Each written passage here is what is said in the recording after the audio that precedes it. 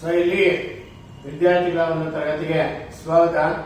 ನಾವು ಈಗಾಗಲೇ ತರಗತಿ 2ರಲ್ಲಿ ಈಗಾಗಲೇ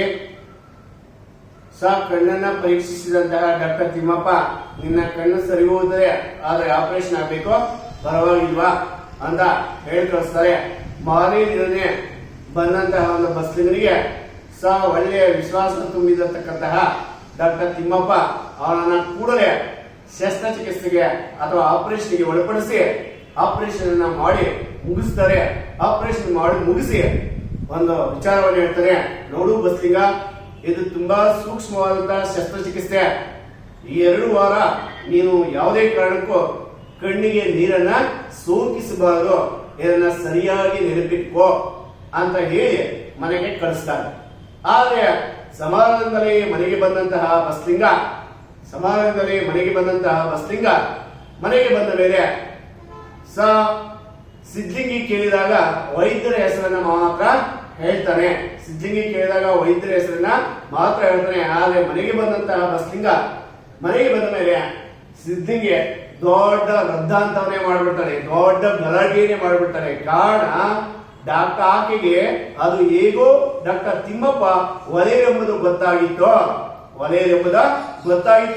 ತನಗೆ ತಿಳಿದೇ ಇರತಕ್ಕಂತಹ ಈ ವಿಚಾರ ಸಿದ್ಲಿಂಗಿಗೆ ಹೇಗೆ ಗೊತ್ತಾಯ್ತು ಅಂತ ಹೇಳ್ತಾ ಬೆಳಗಾಗ್ಬಿಡ್ತಾರೆ. ಒಂದಕ್ಕೆ ಆಶ್ಚರ್ಯಕ್ಕೆ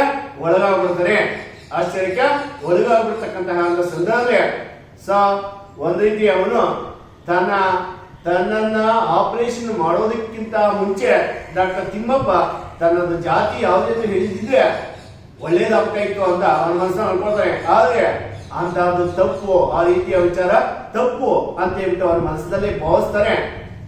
ಅವನ ಆಳ್ತನದಲ್ಲಿ ಏನೋ ಕಮ್ಮಿ ಆದಂತೆ ಅವನಿಗೆ ಅನಿಸ್ತೊಡುತ್ತೆ.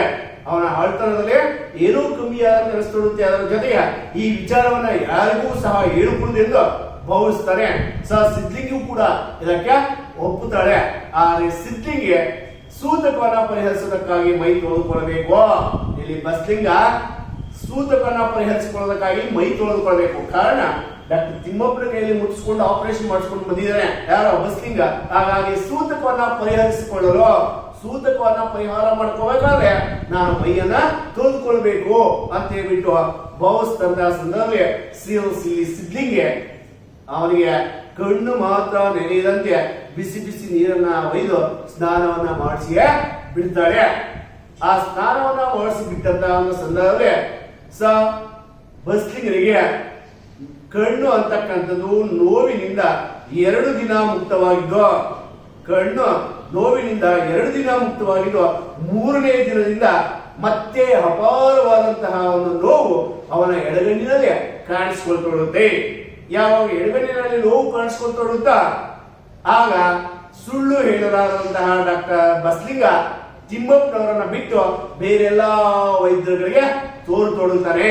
ಅಂದ್ರೆ ಈಗಾಗಲೇ ಬಸ್ಲಿಂಗ ಡಾಕ್ಟರ್ ತಿಮ್ಮಪ್ಪ ಹೇಳಿರ್ತಕ್ಕಂಥ ಹಿತವಚನವನ್ನ ಮೀರಿ ಅವನು ತಪ್ಪು ಮಾಡಿಬಿಟ್ಟಿದ್ದಾನೆ. ಇನ್ನ ಡಾಕ್ಟರ್ ತಿಮ್ಮಪ್ಪನ ಹತ್ರ ಹೋದ್ರೆ ಬೈತಾನೆ ಅಂತ ಹೇಳ್ಬಿಟ್ಟು ಸುಳ್ಳು ಹೇಳಲಾದಂತಹ ಬಸ್ಲಿಂಗ ಡಾಕ್ಟರ್ ತಿಮ್ಮಪ್ಪನವರ ಬಿಟ್ಟು ಬೇರೆ ಎಲ್ಲಾ ವೈದ್ಯರ ಹತ್ರ ಹೋಗಿ ಕಣ್ಣನ್ನ ತೋರಿಸ್ತಾನೆ. ಹಾಗೆ ಅವರು ಕೊಟ್ಟಂತಹ ಒಂದು ಸಲಹೆ ಆಗಲಿ, ಅವರು ಕೊಟ್ಟಂತಹ ಒಂದು ಔಷಧಿ ಆಗಲಿ ಸರಿ ಹೋಗಲೇ ಇಲ್ಲ. ಮತ್ತೆ ಬೇರೆ ದಾರಿ ಕಳೆದೆ ನೇರವಾಗಿ ಹತ್ರಕ್ಕೆ ಬಂದ, ಡಾಕ್ಟರ್ ತಿಮ್ಮಪ್ಪನವರ ಹತ್ರಕ್ಕೆ ಬರ್ತಾನೆ. ಡಾಕ್ಟರ್ ತಿಮ್ಮಪ್ಪನ ಹತ್ರನೇ ಬಂದ ಡಾಕ್ಟರ್ ತಿಮ್ಮಪ್ಪ ಅವರನ್ನ ಪ್ರೀತಿಯಿಂದಲೇ ವಿಶ್ವಾಸದಿಂದಲೇ ಮಾತನಾಡ್ತಾರೆ. ಆ ಮಾತನಾಡಿದಂತಹ ಒಂದು ಸಂದರ್ಭದಲ್ಲಿ ಬಸ್ಲಿಂಗ ತಾನು ತನ್ನ ಕಣ್ಣಿಗೆ ನೀರನ್ನ ಸೋಕಿಸೇ ಇಲ್ಲ ಅಂತ ಸುಳ್ಳು ಆಡ್ಬಿಡ್ತಾನೆ.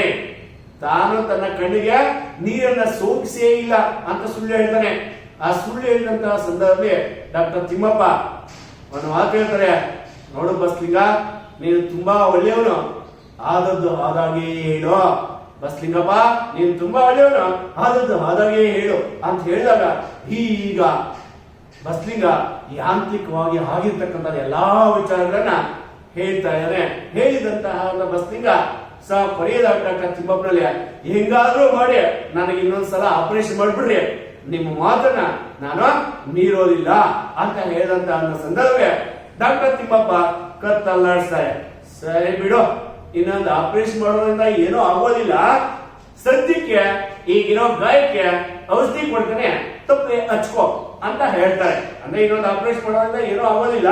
ಅಂದ್ರೆ ಈಗ ನೀವು ಹಿಂದೆ ಹೇಳಿದ್ರಿ, ಒಂದು ಆಪರೇಷನ್ ಮುಗಿಸಿದ್ರೆ ಅದಕ್ಕೆ ಮತ್ತೆ ಒಂದಷ್ಟು ದಿನಗಳ ಕಾಲ ವಿರಾಮ ಅಂತಕ್ಕಂಥ ಅಂತರ ಅಂತಕ್ಕಂಥ ಬಿಡಬೇಕಾಗುತ್ತೆ, ಅನಂತರ ಇನ್ನೊಂದು ಆಪರೇಷನ್ ಮಾಡಬೇಕು. ಆ ವಿಚಾರದಲ್ಲಿ ಡಾಕ್ಟರ್ ತಿಮ್ಮಪ್ಪ ಇನ್ನೊಂದು ಆಪರೇಷನ್ ಮಾಡೋದ್ರಿಂದ ಏನೂ ಆಗೋದಿಲ್ಲ, ಸದ್ಯಕ್ಕೆ ಈಗಿರೋ ಗಾಯಕ್ಕೆ ಔಷಧಿ ಕೊಡ್ತಾನೆ ತಪ್ಪೆ ಹಚ್ಕೋ ಅಂತ ಹೇಳಿರ್ತಕ್ಕಂಥ. ಆದ್ರೆ ಇವನಲ್ಲಿ ಕೆಟ್ಟ ಭಾವನೆ ಬಂದ್ಬಿಡುತ್ತೆ. ಡಾಕ್ಟರ್ ತಿಮ್ಮಪ್ಪನ ಮೇಲೆ ಅಪಾರವಾದಂತಹ ಕೋಪ ಅಂತಕ್ಕಂಥದ್ದು, ಸಿಟ್ಟು ಅಂತಕ್ಕಂಥದ್ದು ಬಂದ್ಬಿಡುತ್ತೆ. ಕಾರಣ ತನ್ನನ್ನ ಮುಟ್ಟಿ ಆಪರೇಷನ್ ಮಾಡಿದ್ದಲ್ಲದೆ ತನಗೆ ಈಗ ಮತ್ತೆ ಚಿಕಿತ್ಸೆಯನ್ನ ಕೊಡೋದಕ್ಕೆ ನಿರ್ಲಕ್ಷ್ಯ ತೋರ್ತಾ ಇದ್ದಾನೆ, ನಿರ್ಲಕ್ಷ್ಯನ ಮಾಡ್ತಾ ಇದ್ದಾನೆ. ಯಾರ?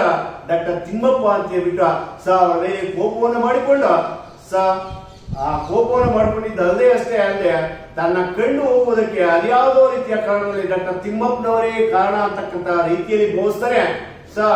ತಿಮ್ಮಪ್ಪನವರ ಬಗ್ಗೆ ಬೇರೆ ಎಲ್ಲಾ ಜನರ ಹತ್ರ ಹೋಗಿ ಟೀಕಿಸ್ತಾನೆ.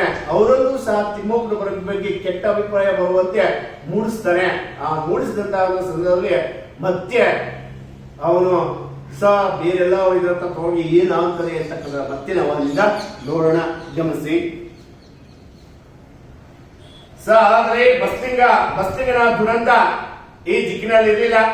ತನ್ನ ಎಡಗಣ್ಣು ಪೂರ್ತಿ ಇಲ್ಲವಾಗಿ ನೋವು ಹೊರಟು ಹೋಗುತ್ತಿದ್ದಂತೆ ಬಲಗಣ್ಣಿನಲ್ಲಿ ನೋವು ಕಾಣಿಸ್ಕೊಂಡಿತ್ತು. ಇಲ್ಲಿ ಬಸ್ಲಿಂಗನ ಒಂದು ದುರಂತ ಒಳ್ಳೆ ನಿಟ್ಟಿನಲ್ಲಿ ಇರಲಿಲ್ಲ ಅಂತ ಹೇಳ್ತಾನೆ. ಕಾರಣ ಅದಕ್ಕೆ ನಾವು ಹೇಳ್ತಕ್ಕಂಥದ್ದು, ವೈದ್ಯರು ಯಾವ್ದಂತಹ ಒಂದು ಸಲಹೆಗಳನ್ನ ಕೊಟ್ಟಂತಹ ಸಂದರ್ಭದಲ್ಲಿ ಅಟ್ಲೀಸ್ಟ್ ಆ ಸಲಹೆಗಳನ್ನ ನಾವು ಮಾಡಬೇಕು. ಆ ಸಲಹೆಗಳನ್ನ ಮಾಡಿದಾಗ ಮಾತ್ರ ನಮಗೆ ಏನಾಗುತ್ತಂದ್ರೆ ಒಳ್ಳೆಯದಂತಕ್ಕಂಥದ್ದು ಆಗುತ್ತೆ. ಇವತ್ತು ನಾವು ಹೇಳ್ತಾ ಇದೀವಿ ಕೊರೋನಾ ಮಹಾಮಾರಿ ಅಂತ ಹೇಳ್ತಾ ಇದೀವಿ. ಈ ಕೊರೋನಾ ಮಹಾಮಾರಿ ಬಗ್ಗೆ ವೈದ್ಯರು ಅನೇಕ ವಿಶ್ಲೇಷಣೆಗಳನ್ನ ಕೊಡ್ತಾನೆ ಇದ್ದಾರೆ, ಸೂಚನೆಗಳನ್ನ ಕೊಡ್ತಾನೆ ಇದ್ದಾರೆ. ಆ ಸೂಚನೆಗಳನ್ನ ನಾವು ಯಾರು ಸಹ ಪಾಲನೆ ಮಾಡ್ತಾ ಇಲ್ಲ. ಆ ಪಾಲನೆ ಮಾಡದೆ ಹೋದ್ರೆ ಒಂದಲ್ಲ ಒಂದು ದಿವಸ ಅಪಾಯ ಅಂತಕ್ಕಂಥದ್ದು ಖಂಡಿತ ಬುದ್ಧಿ ಅಂತಕ್ಕಂಥದ್ದು ಯಾವುದೇ ರೀತಿಯ ಸಂದೇಹ ಇಲ್ಲ ಅಂತಕ್ಕಂಥದ್ದು. ಕೆಲವೊಂದು ಸಿಂಪ್ಟಮ್ಸ್, ಕೆಲವೊಂದು ಆ ಕೊರೋನಾ ಅಂತಕ್ಕಂಥ ಲಕ್ಷಣಗಳಂತಕ್ಕಂಥದ್ದು ಬಂದಿದ ತಕ್ಷಣ ನೀವು ಎದುರುಬೇಡಿ, ಮನೆಯಲ್ಲಿ ಇದ್ದು ವೈದ್ಯರು ಹೇಳಿದಂತಹ ಒಂದು ಸಲಹೆಗಳನ್ನ ಮಾಡಿ, ಆ ಸಲಹೆಗಳನ್ನ ಮಾಡಿದ್ರೆ ಕಡಿಮೆ ಆಗುತ್ತೆ ಅಂತ ಹೇಳ್ತಾ ಕೆಲವೊಂದು ಸೂಚನೆಗಳನ್ನ ಕೊಡ್ತಾರೆ. ಆದ್ರೆ ನಮ್ಮ ಜನರು ಏನ್ ಮಾಡ್ತಾರೆ, ವೈದ್ಯರು ಹೇಳಿದಂತಹ ಒಂದು ಸೂಚನೆಗಳನ್ನ ಈ ಕಡೆ ಕೇಳ್ತಾರೆ, ಈ ಕಡೆ ಬಿಟ್ಟು ಬಿಡ್ತಾರೆ. ಅಂತಹ ಸಂದರ್ಭ ತೊಂದರೆಯನ್ನ ಎದುರಿಸಬೇಕಾಗುತ್ತೆ ಅಂತ ನೋಡಿ. ಇಲ್ಲಿ ಬಸ್ಲಿಂಗನಿಗೆ ಅದೇ ಆಗಿದ್ದು. ಈಗ ಬಸ್ಲಿಂಗನ ಒಂದು ದುರಂತ ಯಾವ ರೀತಿ ಆಗಿದ್ರೆ, ಈ ಎಡಗಣ್ಣು ಮುಕ್ತ ಆಗ್ಬಿಡುತ್ತೆ, ಎಡಗಣ್ಣು ಅದೇ ಹೋಗ್ಬಿಡುತ್ತೆ. ನೋಡಿ, ಎಡಗಣ್ಣು ಪೂರ್ತಿ ಇಲ್ಲವಾಗಿ ನೋವು ಹೊರಟು ಹೋಗುತ್ತಿದ್ದಂತೆ ಮತ್ತೆ ಬಲಗಣ್ಣಿನಲ್ಲಿ ನೋವು ಕಾಣಿಸ್ಕೊಂಡಿತ್ತು.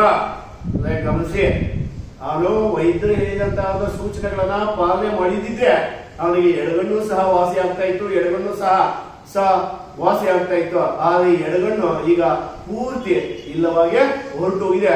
ಮತ್ತೆ ಯಾವ ಕಣ್ಣಿನ ನೋವು ಆರಂಭವಾಯ್ತು, ಬಲಗಣ್ಣಿನಲ್ಲಿ ನೋವು ಆರಂಭವಾಯ್ತು. ನೋಡಿ, ಎಡಗಣ್ಣು ನೋವು ಆರಂಭವಾದಾಗಿನ ಅವನ ಮುಗ್ಧತೆ ಕೂಡ ಮನಸ್ಸಿಗೆ ಬಸಿಯ ತೊಳಿತ. ಈ ಸಲ ಹೆಚ್ಚು ಚುರುಕಾಗಿರಬಲ್ಲ ಛಾತಿ ಪಡೆದಿದ್ದರಿಂದ ಅನೇಕ ಡಾಕ್ಟರ್ಗಳನ್ನ ಕಂಡ. ತಾನು ಬಲ್ಲ ತನ್ನ ಲಿಂಗಾಯತ ಜಾತಿಯ ರಾಜಕಾರಣಿ ರುದ್ರಪ್ಪನ ಜೊತೆಗೆ ಕರ್ಕೊಂಡ ಡಾಕ್ಟರ್ಗೆ ಅಲ್ದ ಅಂತ ಹೇಳ್ತಾನೆ. ಅಂದ್ರೆ ಇಲ್ಲಿ ನೋಡಿ, ಯಾವಾಗ ಡಾಕ್ಟರ್ ತಿಮ್ಮಪ್ಪ ಹೇಳಿದಂತಹ ಸೂಚನೆಗಳನ್ನ ಪಾಲನೆ ಮಾಡಲಿಲ್ಲ, ಅದರ ಜೊತೆಗೆ ಏನಾಯ್ತು, ಎಡಗಣ್ಣು ಅಂತಕ್ಕಂಥದ್ದು ಪೂರ್ತಿ ಇಲ್ಲವಾಗಿ ಎಡಗಣ್ಣು ಮಾಯವಾಗಿ ಹೋಗ್ತಿದ್ದಂತೆ ಮತ್ತೆ ಅವನಿಗೆ ಬಲಗಣ್ಣಿನಲ್ಲಿ ಯಾವಾಗ ನೋವು ಅಂತಕ್ಕಂಥದ್ದು ಕಾಣಿಸ್ಕೊಳ್ತಾ. ಈಗ ಒಳ್ಳೆ ಛಾತಿ ಅಂತಂದ್ರೆ ಒಳ್ಳೆ ಚತುರ, ತುಂಬಾ ಬುದ್ಧಿವಂತ, ಅಂದ್ರೆ ಎಲ್ಲ ಬುದ್ಧಿವಂತ. ಡಾಕ್ಟರ್ ತಿಮ್ಮಪ್ಪನಿಗಿಂತಲೂ ಚತುರನಾಗಿರ್ತಕ್ಕಂತಹ ಬುದ್ಧಿವಂತನಾಗಿರ್ತಕ್ಕಂತಹ ವೈದ್ಯರನ್ನ ನಾನು ಇವಾಗ ಕಾಣಬೇಕು ಅಂತ ಹೇಳ್ಬಿಟ್ಟು ತನ್ನದೇ ಜಾತಿಯ ನೋಡಿ, ತನ್ನದೇ ಜಾತಿಯ ರಾಜಕಾರಣಿಯಾಗಿರ್ತಕ್ಕಂತಹ ರುದ್ರಪ್ಪನನ್ನ ಜೊತೆಗೆ ಹಾಕೊಂಡು ಬೇರೆ ಎಲ್ಲಾ ವೈದ್ಯರ ಹತ್ರ ಹೋಗತೊಡಗ್ತಾನೆ. ಅಂದ್ರೆ ತನ್ನದೇ ಜಾತಿಯ ರಾಜಕಾರಣಿ ಆಗಿರ್ತಕ್ಕಂಥ ರುದ್ರಪ್ಪನನ್ನ ಜೊತೆಗೆ ಹಾಕೊಂಡು ಈ ಸಾರಿ, ಯಾಕಂದ್ರೆ ಈ ಸಾರಿ ಮತ್ತೆ ಬಲಗಣ್ಣನ್ನು ನೋವು ಕಾಣಿಸ್ಕೊಂಡಿದ್ರಿಂದ ಒಳ್ಳೆ ಜಾತಿ, ಒಳ್ಳೆ ಚತುರ ಆಗಿರ್ತಕ್ಕಂಥ ಬುದ್ಧಿವಂತನಾಗಿರ್ತಕ್ಕಂಥ ವೈದ್ಯರನ್ನ ನಾನೀಗ ಕಾಣಬೇಕು ಅಂತ ಹೇಳ್ಬಿಟ್ಟು ತನ್ನದೇ ಜಾತಿ ಆಗಿರ್ತಕ್ಕಂಥ ರಾಜಕಾರಣಿ ರುದ್ರಪ್ಪನನ್ನ ಜೊತೆಗೆ ಹಾಕೊಂಡು ಬೇರೆ ಎಲ್ಲಾ ವೈದ್ಯರ ಹತ್ರ ತಿರುಗಿರ್ತಾನೆ. ಆ ವೈದ್ಯರು ಏನ್ ಹೇಳ್ತಾರೆ ನೋಡಿ, ಗಮನಿಸಿ. ರುದ್ರಪ್ಪನನ್ನ ಜೊತೆಗೆ ಹಾಕೊಂಡ ಕರೆದುಕೊಂಡ ಡಾಕ್ಟರ್ ಅಲ್ಲಿಗೆ ಅಲೆದಾಡ್ತಾನೆ. ಕೆಲವು ಡಾಕ್ಟರ್ಗಳು ಇದಕ್ಕೆ ಆಪರೇಷನ್ ಬೇಕಿಲ್ಲ ಆ ಡಾಕ್ಟರ್ ತಿಮ್ಮಪ್ಪನಿಗೆ ಬುದ್ಧಿ ಇಲ್ಲ, ಅದಕ್ಕೆ ಆಪರೇಷನ್ ಮಾಡಿದ್ದಾರೆ. ಇದಕ್ಕೆ ಆಪರೇಷನ್ ಬೇಕಿಲ್ಲ, ಅಂಡರ್ಲೈನ್ ಮಾಡ್ಕೊಳ್ಳಿ, ವೆರಿ ವೆರಿ ಇಂಪಾರ್ಟೆಂಟ್. ಇದಕ್ಕೆ ಆಪರೇಷನ್ ಬೇಕಿಲ್ಲ, ಆ ಡಾಕ್ಟರ್ ತಿಮ್ಮಪ್ಪನಿಗೆ ಬುದ್ಧಿ ಇಲ್ಲ, ಅದಕ್ಕೆ ಆಪರೇಷನ್ ಮಾಡಿದ್ದಾರೆ ಅಂತ. ನಾವು ಸಾಮಾನ್ಯವಾಗಿ ಇಲ್ಲಿ ಒಂದು ವಿಚಾರವನ್ನ ಗಮನಿಸಬೇಕು. ವೈದ್ಯರಾಗಿರ್ತಕ್ಕಂಥವರು ಒಂದೇ ರೀತಿಯ ಒಂದು ಗುಣಗಳನ್ನ ಹೊಂದಿರೋದಿಲ್ಲ ಅಂತಕ್ಕಂಥದ್ದು. ಇನ್ನು ನಾವು ಒಬ್ಬರ ಹತ್ರ ಹೋದ್ರೆ ಅವರೊಂದು ರೀತಿಯ ವೈದ್ಯ ಸಲಹೆಗಳನ್ನ ಕೊಡ್ತಾರೆ, ಇನ್ನೊಬ್ಬ ವೈದ್ಯರ ಹತ್ರ ಹೋದ್ರೆ ಅವರು ಒಂದು ರೀತಿಯ ಸಲಹೆಗಳನ್ನ ಕೊಡ್ತಾರೆ ಅಂತಕ್ಕಂಥದ್ದು. ನೀವು ಇಲ್ಲಿ ಕೆಲವೊಂದು ವಿಚಾರಗಳನ್ನ ಗಮನಿಸಬೇಕು. ವೈದ್ಯರು ಸಹ ಇಲ್ಲಿ ತುಂಬಾ ಮೋಸ ಅಂತಕ್ಕಂಥದ್ದು ಮಾಡ್ತಾರೆ. ಯಾವ ರೀತಿ ಅಂತಂದ್ರೆ, ಈಗ ಎಕ್ಸಾಂಪಲ್ ಅವ್ರು ಕೊಡ್ತಕ್ಕಂತಹ ಒಂದು ಮಾತ್ರೆಗಳಲ್ಲಿ, ಟ್ಯಾಬ್ಲೆಟ್ಸ್ ಅವ್ರು ಕೊಡ್ತಕ್ಕಂತಹ ಒಂದು ಮಾತ್ರೆಗಳಲ್ಲಿ ಎರಡು ರೀತಿಯ ಮಾತ್ರೆಗಳು ಇರುತ್ತೆ. ಒಂದು ಮೊದಲನೇ ಮಾತ್ರೆ, ಇದು ಕೊಟ್ರೆ ಸ್ವಲ್ಪ ಕಾಸ್ಟ್ ಜಾಸ್ತಿ ಇರುತ್ತೆ, ಬೆಲೆ ಕಾಸ್ಟ್ ಜಾಸ್ತಿ ಇರುತ್ತೆ. ಈ ಮಾತ್ರೆಗಳನ್ನ ಕೊಟ್ರೆ ಒಂದೇ ಸಾರಿ ವಾಸಿ ಆಗ್ಬಿಡುತ್ತೆ ರೋಗ. ಆದ್ರೆ ಅವರು ಎರಡನೇ ಒಂದು ಇದನ್ನ ಕೊಡ್ತಾರೆ, ಇದು ಕಾಸ್ಟ್ ತುಂಬಾ ಕಡಿಮೆ ಇರುತ್ತೆ. ಆದ್ರೆ ಇದರಲ್ಲಿ ಅವರಿಗೆ ಎರಡು ಅಂದ್ರೆ ಎರಡರಷ್ಟು ಪಟ್ಟು ಲಾಭ ಬರುತ್ತೆ. ಯಾರಿಗೆ? ವೈದ್ಯರಿಗೆ. ಆದ್ರೆ ನಮಗ್ ಮಾತ್ರ ಅಷ್ಟೇ ಇರುತ್ತೆ ಬೆಲೆ, ಆದ್ರೆ ಎರಡರಷ್ಟು ಪಟ್ಟು ಲಾಭ ಯಾರು ಜಾಸ್ತಿ ಇರ್ತದೆ? ವೈದ್ಯರಿಗೆ ಜಾಸ್ತಿ ಇರುತ್ತೆ. ಆದ್ರೆ ವೈದ್ಯ ಏನ್ ಮಾಡ್ತಾನೆ, ನಮಗೆ ಈ ಟ್ಯಾಬ್ಲೆಟ್ಸ್ ನಮ್ಗೆ ಕೊಡೋದಿಲ್ಲ. ಕಾರಣ ಇದು ಕೊಟ್ರೆ ವಾಸಿ ಆಗ್ಬಿಡುತ್ತೆ, ಮಾರನೇ ದಿವಸ ಬರೋದಿಲ್ಲ. ಅದಕ್ಕೆ ಈ ಟ್ಯಾಬ್ಲೆಟ್ಸ್ ಕೊಡ್ತಾನೆ. ಈ ಟ್ಯಾಬ್ಲೆಟ್ಸ್ ಕೊಟ್ರೆ ವಾಸಿ ಆಗಲ್ಲ ಅಂತ ಗೊತ್ತಿರುತ್ತೆ. ಯಾರಿಗೆ? ವೈದ್ಯರಿಗೆ ಗೊತ್ತಿರುತ್ತೆ. ಆದ್ರೆ ಅವ್ರು ಏನ್ ಮುಖ್ಯ? ನಮ್ಮ ಆರೋಗ್ಯ ಮುಖ್ಯ ಅಲ್ಲ. ಅಂದ್ರೆ ಎಲ್ಲರೂ ಈ ರೀತಿ ಇರಲ್ಲ. ಅಂದ್ರೆ ಡಾಕ್ಟರ್ ತಿಮ್ಮಪ್ಪನ ತರ ಎಲ್ಲರೂ ಅದೇ ರೀತಿ ಇರೋದಿಲ್ಲ. ಕೆಲವೊಂದು ವೈದ್ಯರನ್ನ ಹೇಳ್ತಾ ಇರ್ತಕ್ಕಂಥದ್ದು, ಯಾವಾಗ ಇವು ಕೊಡ್ತಾರೋ ವಾಸಿ ಆಗಲ್ಲ, ಮಾರನೇ ದಿವಸ ಮತ್ತೆ ಹಂಗೆ ವಾಪಸ್ ಬಂದ್ಬಿಡ್ತಾನೆ. ಯಾರು? ರೋಗಿ. ಸಾರ್, ನೀವು ಹೇಳಿದಾಗೆ ಬೆಳಿಗ್ಗೆ, ಮಧ್ಯಾಹ್ನ, ಸಾಯಂಕಾಲ 3 ಹೊತ್ತು ತಿಂದೆ ಸರ್, ಸ್ವಲ್ಪನೂ ವಾಸಿ ಆಗಿಲ್ಲ ಅಂತ. ವೈದ್ಯರಿಗೆ ಗೊತ್ತಿರುತ್ತೆ ಇದು ವಾಸಿ ಆಗಲ್ಲ ಅಂತ, ನಾಳೆ ಮತ್ತೆ ಹೋಗುವಂತ. ಅವಾಗ ಏನ್ ಮಾಡ್ತಾನೆ? ಕೊಡ್ತಾನೆ, ಈ ಮಾತ್ರೆಗಳನ್ನು ನಮ್ಗೆ ಕೊಡ್ತಾನೆ. ಆ ಮಾತ್ರೆಗಳನ್ನು ಕೊಟ್ಟಂತಹ ಸಂದರ್ಭದಲ್ಲಿ ವಾಸಿ ಆಗುತ್ತೆ ಅಂತ. ಅದೇ ಮಾತ್ರೆಗಳನ್ನ ಎತ್ಕೊಂಡು ಹೋಗಿ ಬೇರೆ ವೈದ್ಯರ ಹತ್ರ ತೋರಿಸಿದಂತಹ ಒಂದು ಸಂದರ್ಭದಲ್ಲಿ ಅವನಿಗೆ ಗೊತ್ತಿರುತ್ತೆ ಇವನು ಕರೆಕ್ಟ್ ಆಗಿ ಬಂದಿದ್ದಾನೆ ಅಂತ. ಆದ್ರೂ ಸಹ ವೈದ್ಯನ ಏನ್ ಮಾಡ್ತಾರೆ ಅಂತಂದ್ರೆ ಅವನು ಬಿಡಬಾರದು. ಅದಕ್ಕೆ ವೈದ್ಯರು ಬೇರೆ ರೀತಿಯಲ್ಲಿ ಹೇಳ್ತಾ ಹೋಗ್ತಾರೆ. ನೋಡಿ, ಇಲ್ಲಿ ಡಾಕ್ಟರ್ ತಿಮ್ಮಪ್ಪ ಅನುಭವಿ ವೈದ್ಯರಾಗಿರ್ತಕ್ಕಂಥವ್ರು. ಅಂತ ಅನುಭವಿ ವೈದ್ಯರಾಗಿರ್ತಕ್ಕಂಥ ಡಾಕ್ಟರ್ ತಿಮ್ಮಪ್ಪನ ಬಿಟ್ಟು ಬೇರೆ ಎಲ್ಲ ವೈದ್ಯರ ಹತ್ರ ತಿರುಗಾಡಿದಾಗ ಬೇರೆ ವೈದ್ಯರು ಈ ರೀತಿ ಹೇಳ್ತಾರೆ. ಅನ್ಯ ಡಾಕ್ಟರ್ಗಳು ಡಾಕ್ಟರ್ ತಿಮ್ಮಪ್ಪನ ಬಗ್ಗೆ ಏನೇನು ನೋಡಿದ್ರು ಅಂತ 2 ಮಾರ್ಕ್ಸ್ ಕೇಳ್ತಾನೆ. Very important.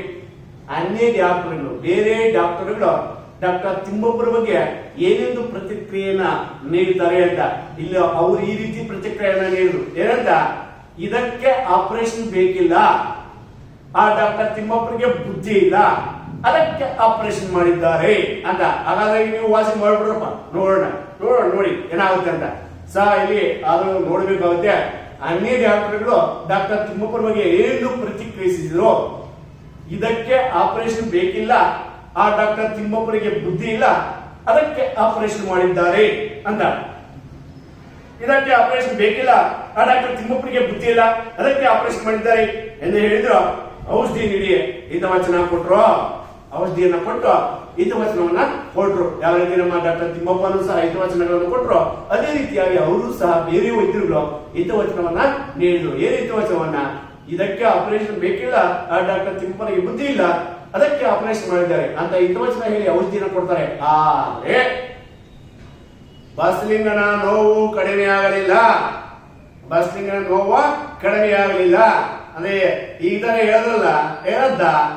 ಇದಕ್ಕೆ ಆಪರೇಷನ್ ಬೇಕಿಲ್ಲ, ಆ ಡಾಕ್ಟರ್ ತಿಮ್ಮಪ್ಪನಿಗೆ ಬುದ್ಧಿ ಇಲ್ಲ, ಅದಕ್ಕೆ ಆಪರೇಷನ್ ಮಾಡಿದ್ದಾರೆ ಅಂತ. ಈಗ ಯಾಕೆ ಮತ್ತೆ ನೋವು ಕಡಿಮೆ ಆಗಿಲ್ಲ ಅಂತ ನಾವಿಲ್ಲಿ ಬರೆಸಬೇಕಾಗುತ್ತೆ. ನೋಡಿ, ಕಡಿಮೆ ಆಗಲಿಲ್ಲ, ಆತಂಕ ಹೋಗಲಿಲ್ಲ, ಅಂದ್ರೆ ಇದರಲ್ಲಿ ಹೆದರಿಕೆ ಹೋಗಲಿಲ್ಲ.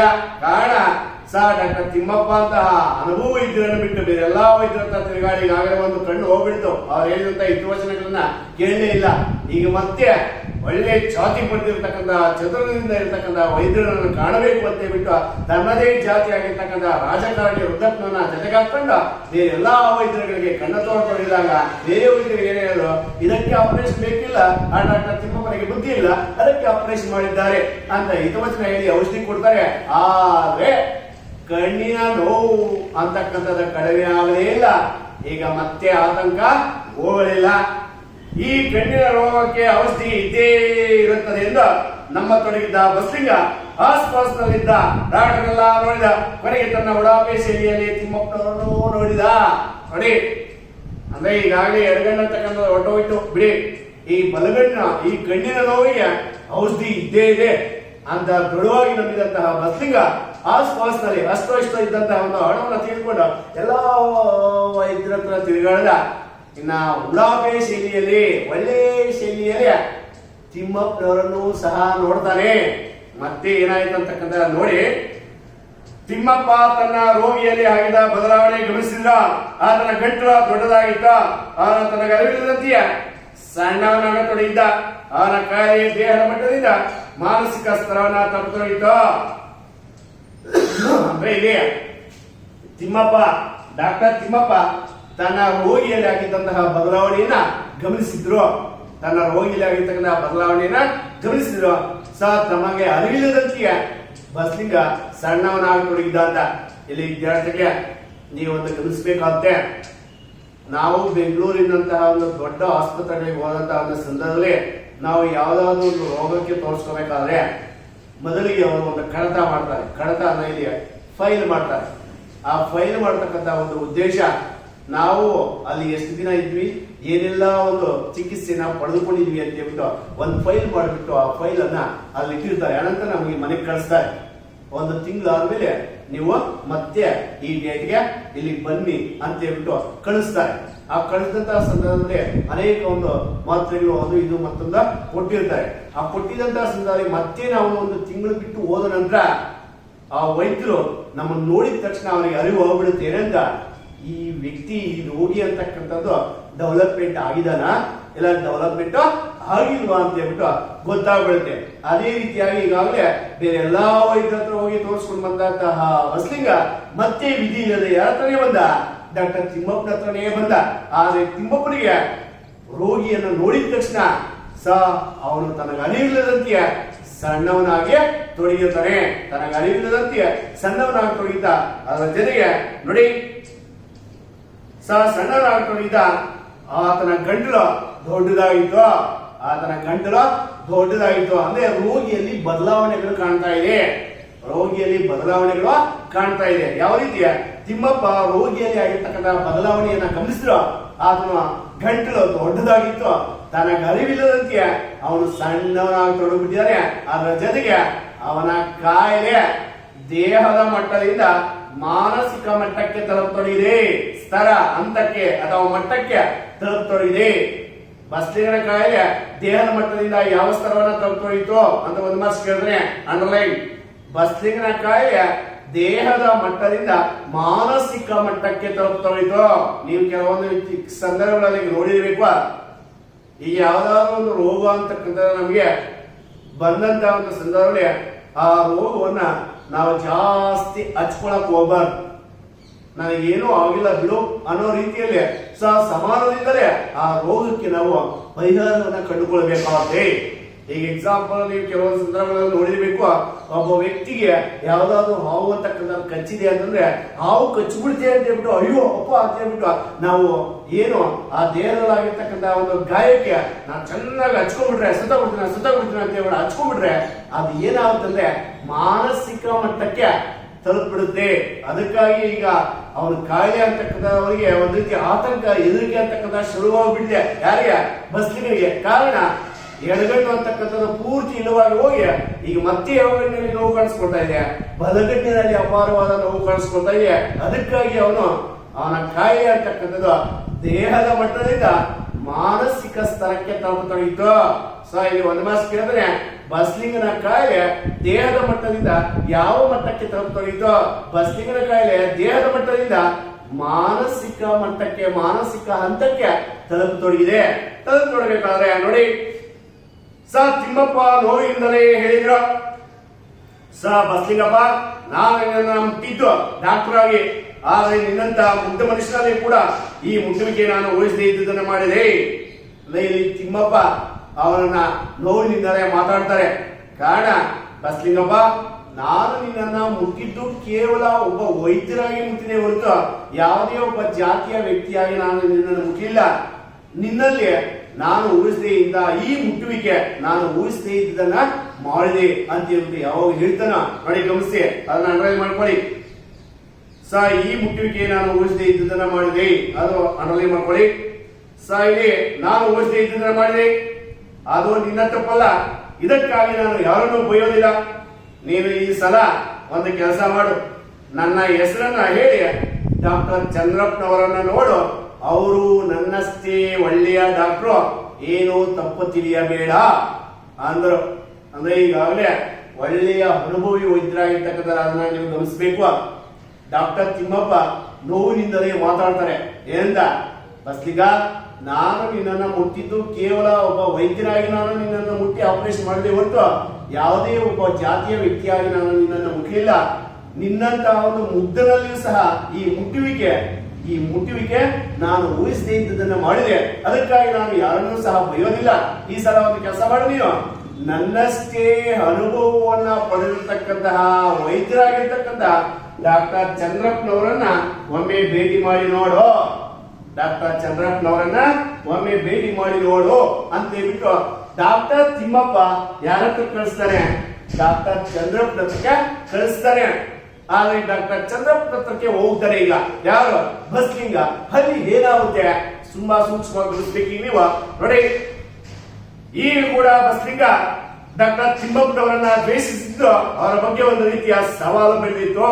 ಅಂದ್ರೆ ಇಲ್ಲಿ ಡಾಕ್ಟರ್ ತಿಮ್ಮಪ್ಪ ಒಳ್ಳೆ ರೀತಿಯಲ್ಲೇ ನಡ್ಕೊಂಡು ಹೋಗ್ತಾ ಇದ್ದಾನೆ, ಆದ್ರೆ ಅವರ ಮೇಲೆ ಕೋಪವನ್ನೇ ದ್ವೇಷವನ್ನೇ ಬೆಳೆಸ್ಕೊಂಡು ಹೋಗ್ತಾ ಇದ್ದಾನೆ. ಯಾರು, ಬಸ್ಲಿಂಗ. ಅಂದ್ರೆ ಈಗ ಅವರು ಹೇಳ್ತಾ ಇದ್ದಾರೆ ನೋಡಿ, ಡಾಕ್ಟರ್ ಬಸ್ಲಿಂಗ ಈ ಡಾಕ್ಟರ್ ತಿಮ್ಮಪ್ಪನವರನ್ನ ದ್ವೇಷಿಸ್ತಿದ್ರು, ಅವರಲ್ಲಿ ಒಂದು ರೀತಿಯ ವಿಶೇಷವಾದ ಸವಾಲು ಬೆಳೆದಿತ್ತು ಅಂತ. ಅಂದ್ರೆ ಅರ್ಥ ಏನ, ನೀನ್ ನೋಡಿದ್ರೆ ಏನು ಹೇಳು, ನಾನು ಬೇರೆಯವ್ರ ಹತ್ರ ಹೋಗಿ ತೋರಿಸ್ಕೊತೀನಿ ಅನ್ನೋ ರೀತಿಯಲ್ಲಿ ಸವಾಲು ಬೆಳೆದಿರುತ್ತೆ.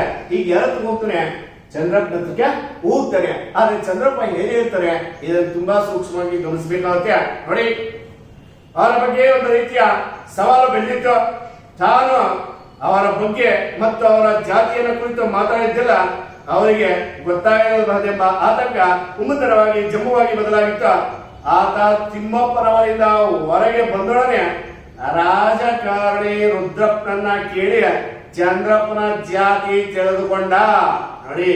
ಈ ಮುಂದೆ ಮಗನು ಯಾರ, ಈ ಬಸ್ಲಿಂಗ್ನಲ್ಲಿ ಜಾತಿ ಪ್ರಜ್ಞೆ ಅಂತಕ್ಕಂಥದ್ದು ಯಾವ ರೀತಿ ಬೇರೂರು ಬಿಟ್ಟಿದೆ, ಆ ಜಾತಿ ಪ್ರಜ್ಞೆ ಅಂತಕ್ಕಂಥ ಯಾವ ರೀತಿ ಅಡಕವಾಗ್ಬಿಟ್ಟಿದೆ ಅಂತ ಈಗಾಗಲೇ ಆ ಜಾತಿ ಪ್ರಜ್ಞೆಯನ್ನ ಮುಂದಕ್ಕಿಟ್ಕೊಂಡು ಈಗಾಗಲೇ ಎಡಗಣ್ಣಿ ಅಂತಕ್ಕಂಥ ಪೂರ್ತಿ ಹಿರಿವಾಗಿ ಹೊರಟೋಯ್ತು.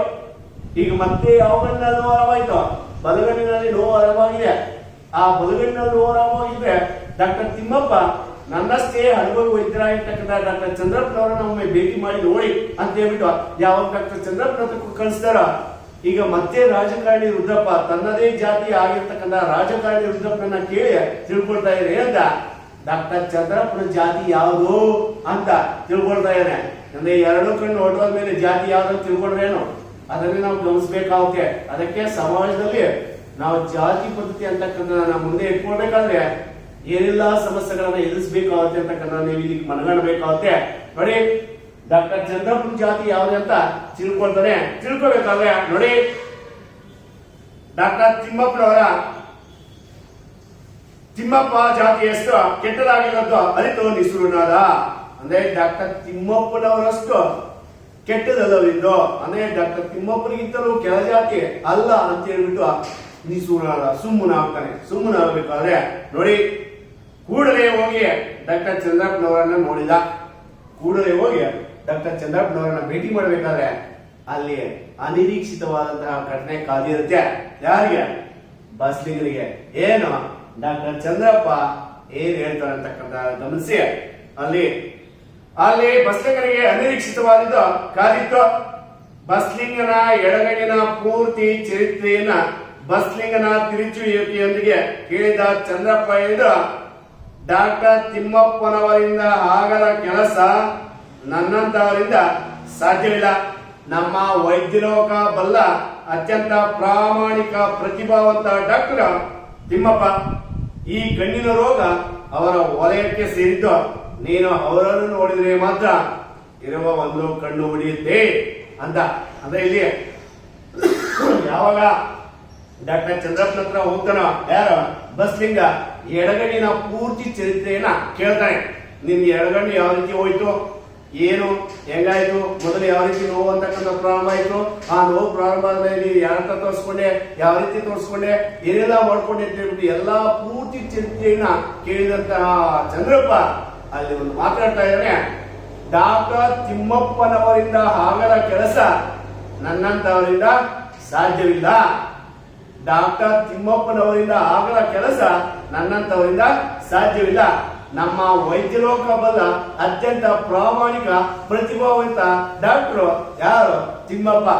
ಈ ರೋಗ ಅವರ ವಲಯಕ್ಕೆ, ವಲಯ ಅಂದ್ರೆ ಅವರ ವಿಭಾಗಕ್ಕೆ, ಕಣ್ಣಿನ ವಿಭಾಗ. ನೀವು ನೋಡಿರ್ಬೋದು, ದೊಡ್ಡ ದೊಡ್ಡ ಹಾಸ್ಪಿಟಲ್ ಹೋಗ್ಬೇಕಾದ್ರೆ ಇದು ಶಸ್ತ್ರಚಿಕಿತ್ಸಾ ವಿಭಾಗ, ಇದು ಕಣ್ಣಿನ ವಿಭಾಗ, ಇದು ಹೊಟ್ಟೆಯ ವಿಭಾಗ ಅಂತ ಅನೇಕ ಒಂದು ವಿಭಾಗಗಳು ಇರ್ತವೆ. ಅದನ್ನೇ ಇಲ್ಲಿ ಅವ್ರು ಹೇಳ್ತಾ ಇದ್ದಾನೆ, ಈ ರೋಗ ಅವರ ವಲಯಕ್ಕೆ ಸೇರಿದ್ದು. ನೀನು ಅವರನ್ನು ನೋಡಿದ್ರೆ ಮಾತ್ರ ಇರುವ ಒಂದು ಕಣ್ಣು ಉಳಿಯುತ್ತೆ, ಮೊದಲಿನಿಂದ ಹೋಗು ಅಂತ ಹೇಳ್ತಾನೆ. ಅಂದ್ರೆ ಈಗಾಗಲೇ ಗಮನಿಸಿ ಡಾಕ್ಟರ್ ಚಂದ್ರಪ್ಪ ತಿಮ್ಮಪ್ಪನವ್ರ ಬಗ್ಗೆ ಏನ್ ಹೇಳ್ತಾರೆ ಅಂತಕ್ಕಂಥ 2 ವರ್ಷಕ್ಕೆ ತುಂಬಾ ಇಂಪಾರ್ಟೆಂಟ್. ಡಾಕ್ಟರ್ ತಿಮ್ಮಪ್ಪನವರಿಂದ ಆಗದ ಕೆಲಸ ನನ್ನಂತವರಿಂದ ಸಾಧ್ಯವಿಲ್ಲ. ನಮ್ಮ ವೈದ್ಯಲೋಕ ಬಲ್ಲ ಅತ್ಯಂತ ಪ್ರಾಮಾಣಿಕ ಪ್ರತಿಭಾವಂತ ವ್ಯಕ್ತಿ ಡಾಕ್ಟರ್ ತಿಮ್ಮಪ್ಪ. ಸೊ ಈ ರೋಗ ಅವರ ವಲಯಕ್ಕೆ ಸೇರಿದ್ದು. ನೀನು ಅವರನ್ನು ನೋಡಿದ್ರೆ ಮಾತ್ರ ಇರೋ ಒಂದು ಕಣ್ಣು ಉಳಿಯುತ್ತೆ ಅಂತ ಹೇಳ್ತಾನೆ. ನೋಡಿ, ರಾಜಕಾರಣಿ ರುದ್ರಪ್ಪನೊಂದಿಗೆ ಹೊರಗೆ ಬಂದ ಬಸ್ಲಿಂಗ ಬಿಸಿಲಲ್ಲಿ ತಲೆಯ ಮೇಲೆ ಕೂತ್ಕೊಂಡ ಕೈ ಹೊತ್ತು ಕೂತ. ಯಾರು ಮಾತಾಡಲೇ ಇಲ್ಲ. ಹೆಂಡತಿಯ ಮಾತು ಕಿವಿಗೆ ಬೀಳೋದಲ್ವ. ಬಲಗಣ್ಣಿನ ನೋವು ಭೀಕರವಾಗಿತ್ತು. ಬರಬರುತ್ತಾ ದೃಷ್ಟಿ ಮಂದವಾಗುತ್ತಿರುವುದು ಬಸ್ಲಿಂಗನಿಗೆ ಗೊತ್ತಿತ್ತು. ತನ್ನ ಉಡಾಪಿ, ಸುಳ್ಳು, ಜಾತಿ, ಮಠದ ಗುರು ಯಾರು ತನ್ನ ಕಣ್ಣನ್ನು ಉಳಿಸುವುದಿಲ್ಲವೆಂದು ಎಂಬುದು ನಿಶ್ಚಿತವಾಗುತ್ತಲಿತ್ತು. ಅಂದ್ರೆ ದ್ವಿತೀಯ ವಿದ್ಯಾರ್ಥಿಗಳೇ ಇಲ್ಲಿ ಗಮನಿಸಬೇಕು. ಇಲ್ಲಿ ಡಾಕ್ಟರ್ ತಿಮ್ಮಪ್ಪ ನನ್ನಷ್ಟೇ ಅನುಭವ ವೈದ್ಯರಾಗಿರ್ತಕ್ಕಂಥ ಡಾಕ್ಟರ್ ಚಂದ್ರಪ್ಪನವರನ್ನ ಒಮ್ಮೆ ಭೇಟಿ ಮಾಡಿ ನೋಡಿ ಅಂತ ಹೇಳ್ಬಿಟ್ಟು ಡಾಕ್ಟರ್ ಚಂದ್ರಪ್ಪನ ಹತ್ರಕ್ಕೆ ಕಳಿಸ್ಕೊಡ್ತಾರೆ. ಆದ್ರೆ ಡಾಕ್ಟರ್ ಚಂದ್ರಪ್ಪ ಅಲ್ಲಿ ಬಸ್ಲಿಗರಿಗೆ ಅನಿರೀಕ್ಷಿತವಾದಂತಹ ಒಂದು ಘಟನೆ ಕಾದಿರುತ್ತೆ. ಏನು ಅನಿರೀಕ್ಷಿತವಾದ ಘಟನೆ? ಎಡಗಣ್ಣಿನ ಪೂರ್ತಿ ಚರಿತ್ರೆಯನ್ನ ಕೇಳಿದಂತಹ ಚಂದ್ರಪ್ಪ ಈ ಮಾತನ್ನ ಹೇಳ್ತಾನೆ, ನಮ್ಮ ಡಾಕ್ಟರ್ ತಿಮ್ಮಪ್ಪನವರಿಂದ ಆಗದ ಕೆಲಸ ನನ್ನಂತವರಿಂದ ಸಾಧ್ಯವಿಲ್ಲ. ನಮ್ಮ ವೈದ್ಯಲೋಕ ಬಲ್ಲ ಅತ್ಯಂತ ಪ್ರಾಮಾಣಿಕ ಪ್ರತಿಭಾವಂತ ಡಾಕ್ಟರ್ ಯಾರು ತಿಮ್ಮಪ್ಪ. ಈ ರೋಗ ಅವರ ವಲಯಕ್ಕೆ, ವಿಭಾಗಕ್ಕೆ ಸೇರಿದ್ದು.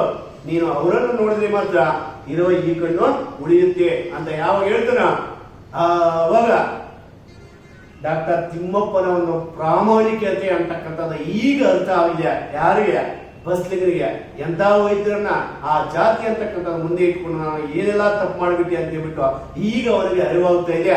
ಅರಿವಾಗ್ಬಿಟ್ಟು ರಾಜಕಾರಣಿ ರುದ್ರಪ್ಪನೊಂದಿಗೆ ಹೊರಗಡೆಗೆ ಬಂದಂತಹ ಬಸ್ಲಿಂಗ ಯಾರು ಮಾತಾಡಿಸಲೇ ಇಲ್ಲ. ತಲೆ ಮೇಲೆ ಕೈಯನ್ನ ಹೊತ್ತು ಕೂತ್ಕೊಂಡಿದ್ದಾನೆ. ಅವನ ಮನಸ್ಸಿನಲ್ಲಿ ಈಗ ಅನಿಸ್ತಾ ಇದೆ, ತನ್ನ ಉಡಾಪಿ ಆಗ್ಲಿ, ಅಂದ್ರೆ ತನ್ನ ಒಳ್ಳೆತನದಿಂದ ಮಾತಾಡ್ತಕ್ಕಂಥ ಶೈಲಿ ಆಗ್ಲಿ, ತನ್ನ ಜಾತಿ ಆಗ್ಲಿ, ತನ್ನ ಮಠದ ಗುರು, ತನ್ನ ಉಡಾಪಿ, ಜಾತಿ, ಸುಳ್ಳು, ಮಠದ ಗುರು ಯಾರು ಇನ್ನು ನನ್ನ ಕಣ್ಣುಳಿಸೋದಕ್ಕೆ ಸಾಧ್ಯ ಇಲ್ಲ ಅಂತ ಅವನಿಗೆ ನಿಶ್ಚಯ ಆಗ್ಬಿಡುತ್ತೆ ಅಂತ ಹೇಳ್ತಾನೆ. ಅದನ್ನ ಅನಲೈಸ್ ಮಾಡ್ಕೊಳ್ಳಿ. ತನ್ನ ಉಡಾಪಿ, ಸುಳ್ಳು, ಜಾತಿ, ಮಠದ ಗುರು ಯಾರು ತನ್ನ ಕಣ್ಣನ್ನು ಉಳಿಸಿದ್ರು ಎಂದು ನಿಶ್ಚಿತವಾಗಿ ತೊಡಗಿತು. ಇದು 2ನೇ ಪ್ರಶ್ನೆ ಕೇಳ್ತಾನೆ. ಬಸ್ಲಿಂಗನಿಗೆ ಏನೇನು ನಿಶ್ಚಿತವಾಗಿ ತೊಡಗಿತು? ಬಸ್ಲಿಂಗನಿಗೆ ತನ್ನ ಉಡಾಪೆ ಅಂದ್ರೆ ಒಳ್ಳೆ ಶೈಲಿಯಿಂದ ಮಾತನಾಡೋದಾಗ್ಲಿ, ತಾನು ಸುಳ್ಳು ಹೇಳೋದಾಗ್ಲಿ, ತನ್ನ ಜಾತಿ ಆಗ್ಲಿ, ಮಠದ ಗುರು ಆ ದೇವರು ಆಗ್ಲಿ ನನ್ನನ್ನು ಯಾರು ಉಳಿಸೋದಕ್ಕೆ ಸಾಧ್ಯ ಇಲ್ಲ ಅಂತ ಅವನಿಗೆ ನಿಶ್ಚಯ ಆಗ್ಬಿಡುತ್ತೆ.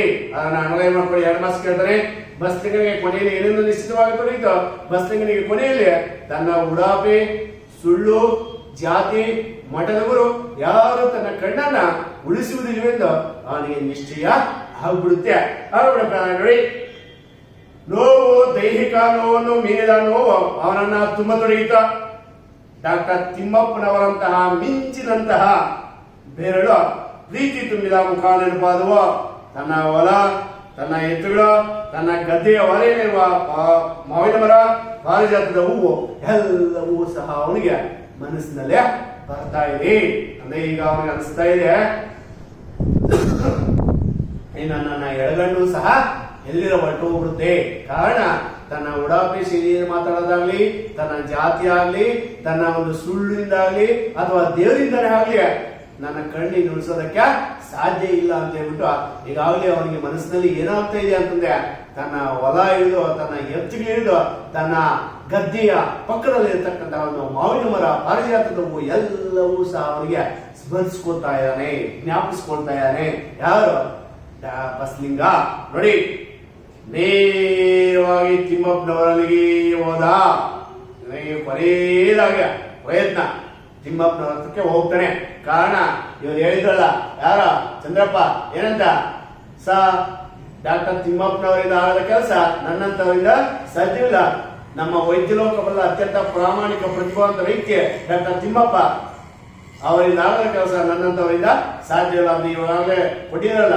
ಹಾಗಾಗಿ ಈಗ ತಿಮ್ಮಪ್ಪನವರಂತಹ ಒಂದು ಪ್ರಾಮಾಣಿಕ ವ್ಯಕ್ತಿಯಂತಹ ಒಂದು ಮಿಂಚಿನಂತಹ ವ್ಯಕ್ತಿಯ ನೆನಪು ಅವನಿಗೆ ಆಗ್ತಾ ಇದೆ.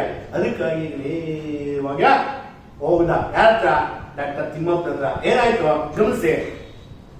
ನೇರವಾಗಿ ತಿಮ್ಮಪ್ಪನವರಲ್ಲಿ ಹೋದ. ನೋವು ತುಂಬಿದ ಬಲಗಣ್ಣ ಕಂಬನಿ ಸುರಿಸುತ್ತಿದ್ದ. ಕಂಬನಿ, ಕಣ್ ಪ್ಲಸ್ ಪನಿ, ಕಂಬನಿ ಅಂದ್ರೆ ಕಂಬನಿ. ಇಲ್ಲಿ ಸಮಾನ ನಕ್ಷತ್ರ, ಕಣ್ಣೀರು, ಇನ್ನೊಂದರ್ಥ ಬಾಷ್ಪ. ಬಾಷ್ಪ ಅಂತಕ್ಕಂಥ ನೀವು ನೋಡ್ಬೇಕಾಗತ್ತೆ. ಬಲಗಣ್ಣ ತುಂಬಿದ ಬಲಗಣ್ಣ ಕಂಬನಿ ಸುರಿಸುತ್ತಿದ್ದ. ತಿಮ್ಮಪ್ಪನವರ ಕೈ ಹಿಡಿದುಕೊಂಡ, ಅವರನ್ನ ಅಪ್ಪಿಕೊಂಡು ಗಟ್ಟಿಯಾಗಿ ಅಳತೊಡಗಿದ. ತಿಮ್ಮಪ್ಪ ಚಲಿಸಲಿಲ್ಲ, ತಲೆ ನೆರಳಿಸಲಿಲ್ಲ. ಅಂದ್ರೆ ಯಾವಾಗ ಆ ತಿಮ್ಮಪ್ಪನವರಂತಹ ಮಿಂಚಿನಂತಹ ಮುಖ ಅಂತಕ್ಕಂಥ ನೆನಪಾಗಿದೆ. ನೇರವಾಗಿ ತಿಮ್ಮಪ್ಪನಂತ ಹೋಗಿ ಅವನ ಅಳತೊಡುತ್ತಾನೆ, ಅವನ ಗಟ್ಟಿಯಾಗಿ ಅಪ್ಪಿಕೊಂಡು ಅಳತೊಡುತ್ತಾನೆ. ಆದ್ರೆ ತಿಮ್ಮಪ್ಪ ಚಲಿಸಲಿಲ್ಲ, ತಟಸ್ಥವಾಗಿ ಬಿಟ್ಟಿದ್ದಾನೆ. ತಿಮ್ಮಪ್ಪನಿಗೂ ಒಂದು ರೀತಿಯ ನೋವು ಅಂತಕ್ಕಂಥದ್ದು. ತಲೆ ನೆವರಿಸಲಿಲ್ಲ, ಹೋಗ್ಲಿ ಸುಮ್ಮನೆ ಅಂತ ಕೂಡ ಅನ್ಲಿಲ್ಲ. ತಿಮ್ಮಪ್ಪನವರ ಕೈ ಹಿಡ್ಕೊಂಡು ಅವರನ್ನ ಗಟ್ಟಿಯಾಗಿ ಅಳತೊಡಿದ. ತಿಮ್ಮಪ್ಪ ಚಲಿಸಲಿಲ್ಲ, ತಲೆ ನೆವರಿಸಲಿಲ್ಲ ಕೂಡ. ಉಸಿರು ಹತೋಟಿಗೆ ಬಂದಾಗ ಬಸಲಿಂಗ ಏನೇನೋ ಚೇರ್ಪಡಿಸಿದ. ಅದು ಅವನಿಗೆ ಮತ್ತು ತಿಮ್ಮಪ್ಪನವರಿಗೆ ಮಾತ್ರ ಗೊತ್ತಾಗುತ್ತಿತ್ತು. ಉಸಿರು ಹತೋಟಿಗೆ ಬಂದಾಗ ಅಂತ ಅಂದ್ರೆ ಅದರ್ಥ ಕೆಲವೊಂದು ಸಂದರ್ಭದಲ್ಲಿ ತುಂಬಾ ದುಃಖ ಅಂತ ಅಳ್ತಾ ನೋಡಿರ್ಬೇಕು. ಅಯ್ಯೋ ನೀವು ಕೇಳಿದ ಮಾತ್ರ ಕೇಳಿಲ್ಲ ಅನ್ನೋ ರೀತಿಯಲ್ಲಿ ಅವನು ಏನೇನೋ ಚಡ್ಪಡಿಸ್ತಾ ಇದ್ದಾನೆ. ಚಡ್ಪಡಿಸ್ತಾರೆ ಗಮನಿಸಿ. ಎದುರಿಗೆ ಕುಳಿತಿದ್ದ ಬಸ್ಲಿಂಗನನ್ನು ತಿಮ್ಮಪ್ಪ ಏಳಿ ಈ ಕಡೆ ನೋಡಿದ್ರು. ಎದುರಿಗೆ ಕುಳಿತಿದ್ದಂತಹ ಬಸ್ಲಿಂಗನನ್ನ ಡಾಕ್ಟರ್ ತಿಮ್ಮಪ್ಪ ಎವೆ ಈ ಕಡೆ, ಎವೆ ಅಂದ್ರೆ ಕಣ್ಣಿನ ರೆಪ್ಪೆ ಅಲುಗಾಡಿಸಿದಂತೆ ಅವನನ್ನೇ ನೋಡ್ತಾ ಇದ್ದಾರೆ. ಯಾರು? ಡಾಕ್ಟರ್ ತಿಮ್ಮಪ್ಪ. ಎದುರಿಗೆ ಕುಳಿತಿದ್ದಂತಹ ಬಸ್ಲಿಂಗನ್ನ ಡಾಕ್ಟರ್ ತಿಮ್ಮಪ್ಪ ಎವೆ ಈ ಕಡೆ, ಕಣ್ಣಿನ ರೆಪ್ಪೆಯನ್ನ ಅಲುಗಾಡಿಸದೆ ನೋಡ್ತಾ ಇದ್ದಾರೆ. ಆತನನ್ನ ತಾವು ಇಷ್ಟಪಡಲು ಕಾರಣವೇನೆಂದು ಚಿಂತಿಸಿದ್ರು. ಅಲ್ಲಿ ತಿಮ್ಮಪ್ಪನಿಗೂ ಸಹ ಒಂದು ರೀತಿ ಆಶ್ಚರ್ಯ ಆಗ್ತಾ ಇದೆ. ಯಾಕೆ ನಾನು ಇವನನ್ನು ಕಂಡ್ರೆ ನನಗೆ ಈ ರೀತಿ ಇಷ್ಟ ಆಗ್ತಾ ಇದೆ ಅಂತ.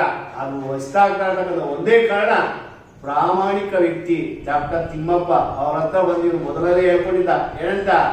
ತನ್ನ ನೋವು, ತನ್ನ ಮುಳುಗುವ ಎತ್ತುಗಳಿಂದ ಹಿಡಿದು ತನ್ನ ನೋವು, ತನ್ನ ನಿದ್ದೆ, ತನ್ನ ನೆಮ್ಮದಿ ಎಲ್ಲವನ್ನ ಕೆಡಿಸಿದ್ದಾನೆ ಹೇಳ್ಕೊಂಡಿದ್ದ. ಅದಕ್ಕೆ ಒಂದು ರೀತಿಯ ವಿಚಿತ್ರವಾದಂತಹ ಪ್ರೀತಿ ಯಾರನ್ನು ಬೆಳೆದಿತ್ತು?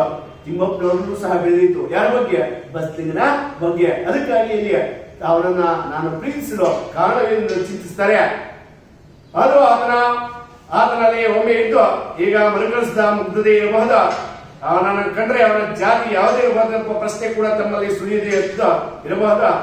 ಮನುಷ್ಯನ ನೋವಿಗೆ, ಮನುಷ್ಯನ ತೊಳಲಾಟಕ್ಕೆ, ಮನುಷ್ಯನಿಗೆ ಸಾಧ್ಯವಾಗುವ ಸಣ್ಣತನ ಮತ್ತು ಒಳ್ಳೆತನಕ್ಕೆ ಸಾಕ್ಷಿಯಾಗಿ ಕಾಣುತ್ತಿದ್ದು ಇರಬಹುದ. ಬಸ್ಲಿಂಗ ಅವರ ನಿಶ್ಚಲ ಕಣ್ಣನ್ನು ನೋಡುತ್ತಲೇ ಇದ್ದ. ಯಾರ ಕಣ್ಣನ್ನ? ಡಾಕ್ಟರ್ ತಿಮ್ಮಪ್ಪನವರ ಕಣ್ಣನ್ನ. ಇದ್ದ ತಿಮ್ಮಪ್ಪನವರ ಕಣ್ಣಲ್ಲಿ ತೇವ ಒಸರ ತೊಡಗಿತ. ಡಾಕ್ಟರ್ ತಿಮ್ಮಪ್ಪನವರ